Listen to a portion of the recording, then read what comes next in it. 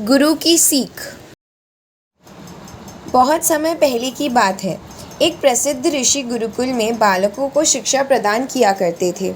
उनके गुरुकुल में अनेक राज्यों के राजकुमारों के साथ साथ साधारण परिवारों के बालक भी शिक्षा प्राप्त करते थे। उस दिन वर्षों से शिक्षा प्राप्त कर रहे शिष्यों की शिक्षा पूर्ण हो रही थी और सभी बड़े ही उत्साह से अपने अपने घर लौटने की तैयारी में थे। जाने के पूर्व ऋषिवर ने सभी शिष्यों को अपने पास बुलाया। सभी शिष्य उनके समक्ष आकर एकत्रित हो गए। ऋषिवर सभी शिष्यों को संबोधित करते हुए बोले, प्रिय शिष्यों, आज आप सबका इस गुरुकुल में अंतिम दिन है। मेरी इच्छा है कि यहाँ से प्रस्थान करने के पूर्व आप सब एक दौड़ में सम्मिलित हो।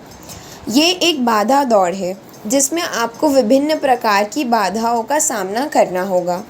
आपको कहीं कूदना होगा तो कहीं पानी में दौड़ना होगा। सारी बाधाओं को पार करने के उपरांत अंत में आपको एक अंधेरी सुरंग मिलेगी जो आपकी अंतिम बाधा होगी। उस सुरंग को पार करने के उपरांत ही आपकी दौड़ पूरी होगी। तो क्या आप सब इस दौड़ में सम्मिलित होने के लिए तैयार हैं? हम तैयार हैं, सभी शिष्य एक स्वर में बोले। दौड़ प्रारंभ हुई। सभी तेजी से भागने लगे। समस्त बाधाओं को पार करने के उपरांत वे अंत में सुरंग में पहुँचे। सुरंग में बहुत अंधेरा था।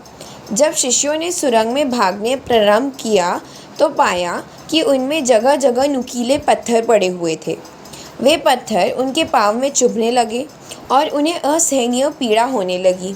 लेकिन जैसे तैसे दौड़ समाप्त कर वे सब वापस ऋषिवर के समक्ष एकत्रित हुए। ऋषिवर के उनसे प्रश्न किया, शिष्यों, आप सब में से कुछ लोगों ने दौड़ पूरी करने में अधिक समय लिया और कुछ ने कम। भला ऐसा क्यों? उत्तर में एक शिष्य बोला, गुरुवर, हम सभी साथ साथ ही दौड़ रहे थे, लेकिन सुरंग में पहुंचने के बाद स्थिति बदल गई। कुछ लोग दूसरों को धक्का देकर आगे निकलने में लगे हुए थे तो कुछ लोग संभल कर आगे बढ़ रहे थे। कुछ तो ऐसे भी थे जो मार्ग में पड़े पत्थरों को उठाकर अपनी जेब में रख रहे थे ताकि बाद में आने वालों को कोई पीड़ा न सहनी पड़े। इसलिए सबने अलग अलग समय पर दौड़ पूरी की। पूरा वृत्तांत सुनने के उपरांत ऋषिवर ने आदेश दिया, ठीक है, अब मैं वो लोग सामने आए जिन्होंने मार्ग में से पत्थर उठाए हैं और वे पत्थर मुझे दिखाए। आदेश सुनने के बाद कुछ शिष्य सामने आए और अपनी जेबों से पत्थर निकालने लगे, लेकिन उन्होंने देखा कि जिसे वे पत्थर समझ रहे थे वास्तव में बहुमूल्य हीरे थे। सभी आश्चर्यचकित होकर ऋषिवर की ओर देखने लगे। मैं जानता हूँ कि आप लोग इन हीरों को देखकर अचरज में पड़े हुए हैं। ऋषिवर बोले, इन हीरों को मैंने ही सुरंग में डाला था। ये हीरे उन शिष्यों को मेरा पुरस्कार है जिन्होंने दूसरों के बारे में सोचा।